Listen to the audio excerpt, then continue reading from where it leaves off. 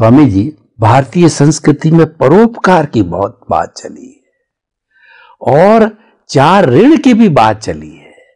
देव ऋण, पितृ ऋण, गुरु ऋण और समाज ऋण की भी बात चली है। और ऐसा बताते हैं कि व्यक्ति को ये जन्म समाप्त होने के पहले पहले ये चारों तरीके से अपने अपने हिसाब से ऋण चुका देना चाहिए। ये ऋण साथ में लेकर के नहीं जाना चाहिए।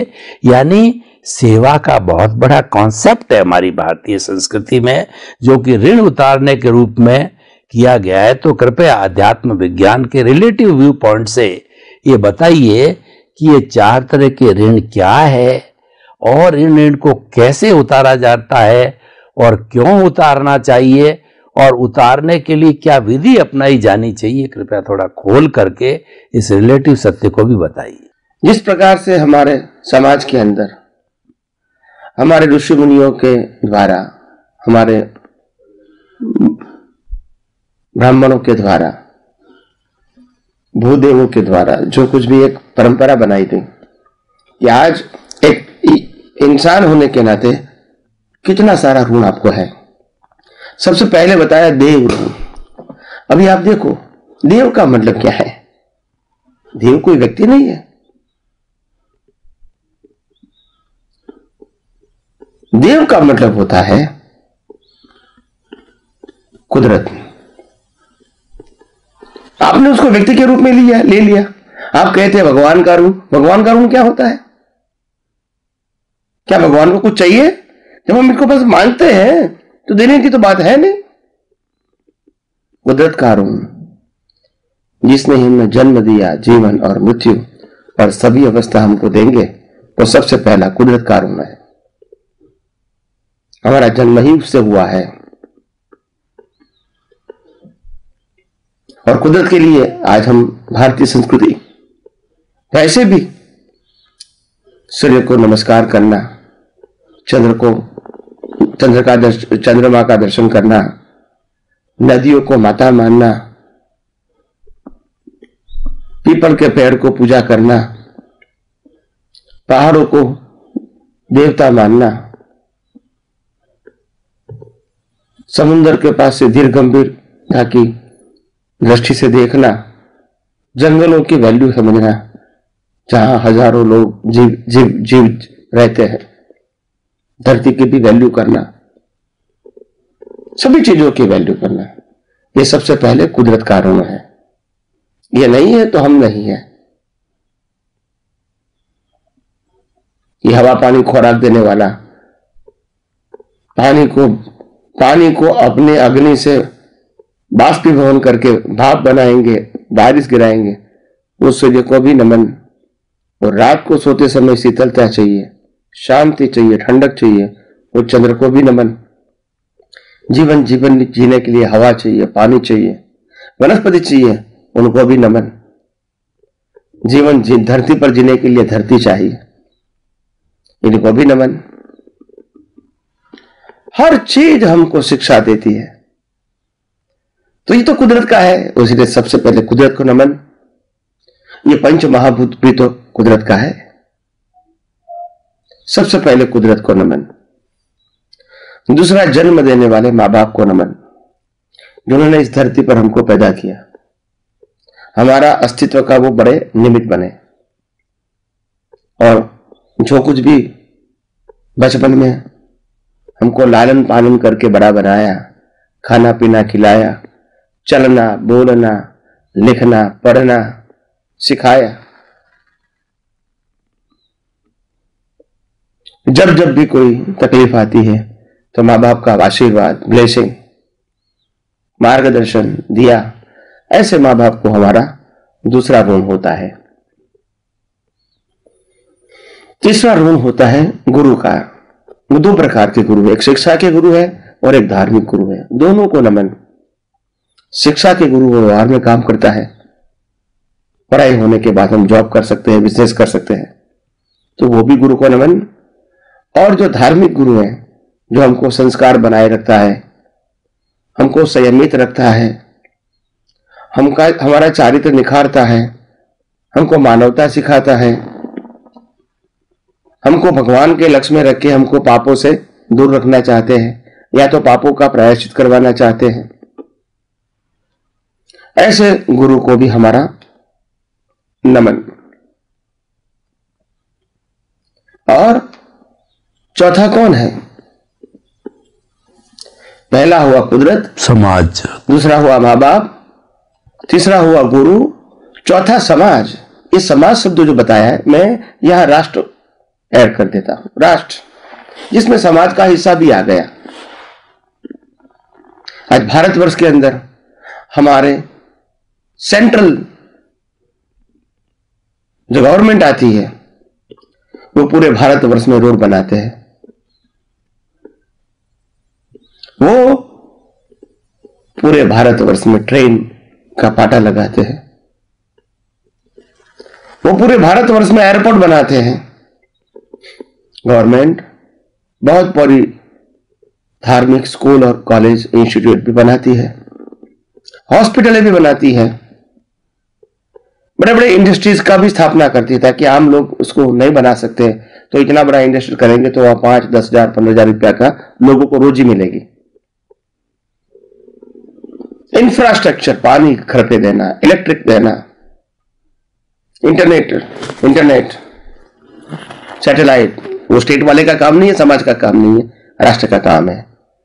हमको सिक्योरिटी देना राष्ट्र का काम है। उसमें से निचले हिस्से में अपना state level, city level, town level, village level और वहां का जो वातावरण है वो भी हमको सहायक है। मगर ब्रॉड विजन से आप नेशनल कहोगे, छोटे से बड़े तबके तक सब हमारे लिए सहायक है। तो उनको भी नमन, तो उनके लिए भी हमारी जिम्मेदारी होनी चाहिए। तो सबसे पहले धरती को नमन, सबसे पहले कुदरत को नमन। क्यों? कुदरत के बिना हमारा अस्तित्व है ही नहीं। आखिर हम कुदरत को क्या दे सकते हैं जब सब कुछ ही तो कुदरत का है। हम कुदरत को कुछ दे नहीं सकते हैं, मैं मान सकता हूं, मगर कुदरत की वैल्यू करना और करवाना यह भी तो हमारा कर्तव्य है। जिसके बिना हमारा अस्तित्व ही नहीं है, जिसके बिना हमारा जीवन ही संभव नहीं है, इसकी वैल्यू नहीं समझना, यह बात ठीक नहीं है। तो इसीलिए हमको खुद को करना है और परिवार को भी, समाज को भी, राष्ट्र को भी उसकी वैल्यू बताना है कि उनके आधार से हमारा जीवन का अस्तित्व है। और इसीलिए जब इंसान मर जाता है भारतीय संस्कृति में, तो उनकी अस्थि नदियों में बहा दिया जाता है, क्योंकि वो कुदरत की है और कुदरत के पास ही रहेगी। तो एक हमारा संस्कार है, हम नदी को माता मानते हैं और वो अस्थि नदी में बहा दिया तो समझ ला माता के चरणों में हमारी अस्थि चली गई। एक भावनात्मक बातें हैं, मगर होना चाहिए, उनकी वैल्यू होना चाहिए। दूसरी बात आती है माँ बाप की। जो माँ बाप हमको, वो भी हमारे बड़े बड़े गुरु हैं, जो हमको शिक्षा देते हैं, जन्म देते हैं, लालन पालन करते हैं, शिक्षा देते हैं, हमको ट्रेन करते हैं बेसिकली, फंडामेंटली, और दिन रात हमारी चिंता करते हैं। खेलते समय, पढ़ाई करते समय, खाते समय, सोते समय, हर समय हमारी वो चिंता करते हैं कि मेरा बच्चा या बच्ची महान बने, महान बने, महान बने, होती है। तो दूसरा रिस्पेक्ट माँ बाप को देना है, और हमको रिस्पेक्ट का मतलब होता है उनका सर ऊंचा रखना है, कभी वो हमारे कार्य से वो उनका सर नीचा नहीं, गिरना नहीं चाहिए। और जब भी जरूरत है हम उसको सेवा, हम उनकी सेवा करेंगे, यह भी लक्ष्य हमारा होना चाहिए। ये दूसरा गुरु है। तीसरे गुरु है शिक्षा और धार्मिक। शिक्षा में तो हम पैसा देके पढ़ाई करते हैं, तो हम वैसे ऋण अदा कर देते हैं स्थूल रूप से, मगर पैसा देके पढ़ाई करना है तो एक छोटी बात है। तो शिक्षा की वो कीमत नहीं होती है, क्योंकि शिक्षक को परिवार चलाना है तो इनको पगार देना है, तो इसीलिए आप फीस देते हैं, मगर शिक्षा की कोई वैल्यू नहीं होती है। तो हमको जब भी मालूम होता है कि हमारे स्कूल कॉलेज के जो टीचर है उसमें किसी को दिक्कत है और मैं कैपेबल हूं अपने फील्ड में, तो हो सके जानकारी प्राप्त करके हेल्प करने का प्रयास करना चाहिए। आज हम क्या करते हैं, राष्ट्र के पास, सरकार के पास, समाज के पास मांगते हैं कि आप हमको हेल्प क्यों नहीं करते हैं। तब राष्ट्र कहता है ये राष्ट्र आपके लिए बना है और जो जो कुछ भी हुआ है राष्ट्र के लेवल पे उसी से आपका भी ये सुविधा है। तो आप ये देखो इतनी सारी सुविधा जो आपको बाय प्रोडक्ट में मिल गई है, इसके लिए आप राष्ट्र के लिए और क्या कर सकते हो। आपकी क्षमता कहो, एबिलिटी कहो, आपकी लक्ष्मी कहो, आपका ज्ञान कहो,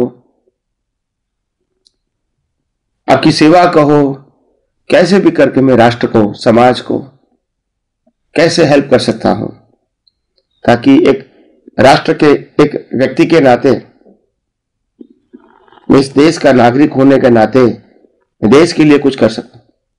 ये मत समझो कि आपका काम छोटा है। दुनिया में कोई भी काम छोटा नहीं होता है, इतना जरूर ध्यान रखो। ये श्वास लेने का काम भी छोटा नहीं है। अगर बंद हो गया तब मालूम होगा कि श्वास लेने की वैल्यू क्या है।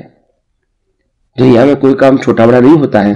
लोगों की सोच छोटी बड़ी हो सकती है, काम तो काम ही होता है और सभी काम की अपनी जगह पे वैल्यू होती है। एक झाड़ू वाले की भी वैल्यू होती है, एक संडास बाथरूम साफ करने वाले की वैल्यू होती है, एक कचरा पुता साफ करने वाले की वैल्यू होती है, एक रसोई वाले करने वाले की वैल्यू होती है, एक पढ़ाने वाले की वैल्यू होती है। सबकी अपनी अपनी वैल्यू होती है और सभी से समाज और हमारा जीवन उज्जवल है।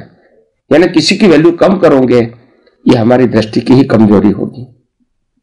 तो मैं समझता हूं जिस प्रकार से मैंने 4 गुरुओं को बताया और 4 गुरुओं की जो वैल्यू बताई, इसमें से हमको हम भी जो कुछ भी करना चाहते हैं वो कर सकते हैं, ताकि हम समाज के अंदर कुछ दे सके। इतना हम साबित कर सके, ये नहीं साबित कर सके हमने समाज ने क्या दिया। जब पैदा होते यहां तक आए वो समाज ने ही तो दिया है। ये नहीं होता तो हम कुछ नहीं कर सकते। हम आज कहते हैं कि हमने पढ़ाई किया, इतने डॉक्टर बने, चार्टर्ड अकाउंटेंट बने, इंजीनियर बने, लॉयर बने, फिर हमने इतना पैसा कमाया मेहनत करके। बात सही है, मगर ये मत भूलो कि पैदा होते ही school, college, universities, food, water, electricity, transportation, ये सब कुछ समाज ने ही दिया है। ये मत भूलो।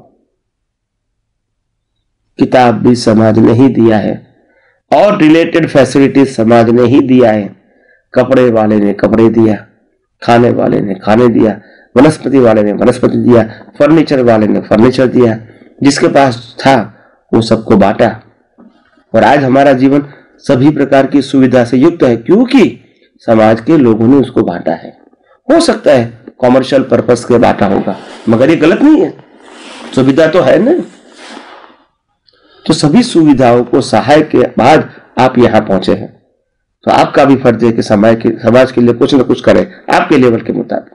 यही मेरी आप सबको शुभकामना है।